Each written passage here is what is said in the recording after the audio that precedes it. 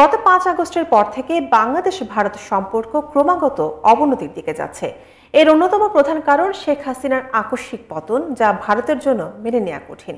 তাদের জন্য এটি একটি বড় ধরনের ধাক্কা, কারণ বিগত বছরগুলোতে ভারতের বাংলাদেশ বিষয়ক পররাষ্ট্রনীতির গতি প্রকৃতি আওয়ামী লীগকে ঘিরে সাজানো হয়েছিল, কিন্তু শেখ হাসিনার পতনই তা থমকে গেছে।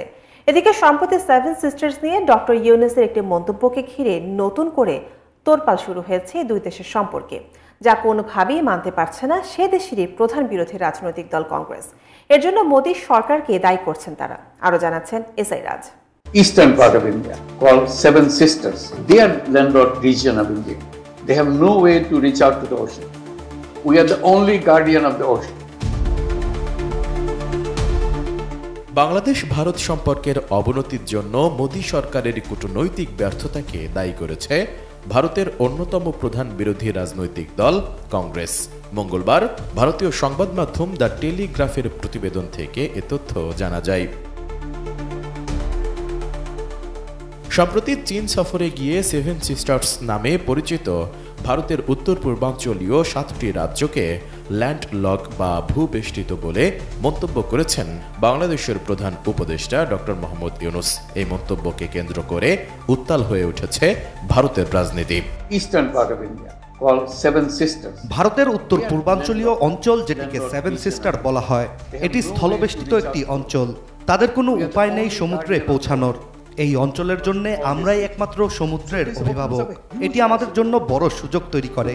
এটি চীনের অর্থনীতির একটি বর্ধিতাংশ হতে পারে। এখানে জিনিসপত্র তৈরি থেকে শুরু করে আমদানি রপ্তানি করা ও চীনের পাশাপাশি তা পুরো বহির্বিশ্বে পৌঁছে দেওয়া সম্ভব। এটি একটি উৎপাদন কারখানা আপনাদের জন্য। এই সুযোগটি আমাদের কাজে লাগিয়ে কাজ সম্পূর্ণ করা উচিত। সব মশার বিরুদ্ধে সুরক্ষা দিতে এলো বসুন্ধরা এক্সট্রিম অ্যারোসল। মশার বিরুদ্ধে এক্সট্রিম সুরক্ষা। আর দেশের রাজনীতিতে কংগ্রেসের তোপের মুখে পড়েছে নরেন্দ্র মোদীর নেতৃত্বাধীন বিজেপি সরকার। প্রতিবেদন অনুযায়ী প্রধান বিরোধী দল কংগ্রেস কেন্দ্রীয় সরকারের পররাষ্ট্রনীতির সমালোচনা করেছে।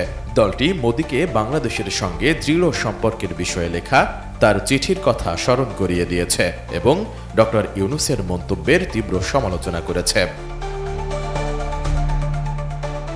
ডক্টর মোহাম্মদ ইউনূসের মন্তব্যে কংগ্রেসের জ্যেষ্ঠ নেতা ও মুখপাত্র পবন খেরা বলেন, বাংলাদেশ সরকারের এই পদক্ষেপ আমাদের উত্তর পূর্বের নিরাপত্তার জন্য খুবই বিপজ্জনক।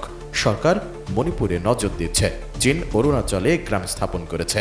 আমাদের পররাষ্ট্রনীতি এমন শোচনীয় অবস্থায় পৌঁছেছে যে দেশ সৃষ্টিতে আমরা প্রধান ভূমিকা পালন করেছি, সেই দেশই এখন আমাদের ঘিরে ফেলার চেষ্টায় ব্যস্ত।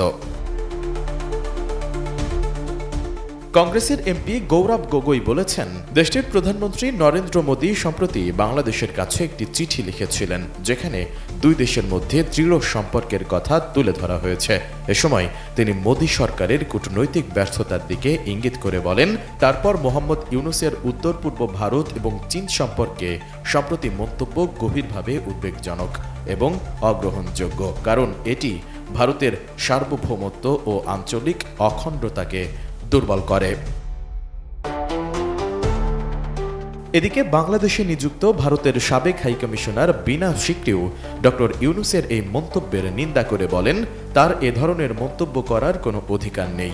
তিনি জানেন যে উত্তর পূর্ব ভারতের অবিচ্ছেদ্য অংশ এবং বঙ্গোপসাগরে উত্তর পূর্ব ভারতের প্রবেশাধিকার নিয়ে বাংলাদেশ সরকারের সঙ্গে আমাদের খুব ঘনিষ্ঠভাবে আলোচনা হয়েছে এবং এ বিষয়ে আনুষ্ঠানিক চুক্তিও রয়েছে।